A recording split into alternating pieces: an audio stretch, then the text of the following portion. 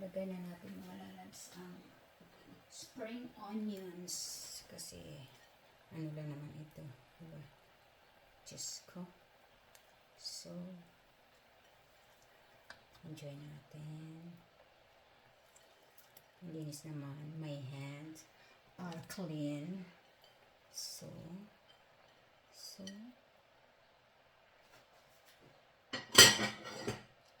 tapos ihalo. Uy, yummy, yummy. It's good for the tummy. Yan, halo-halo lang.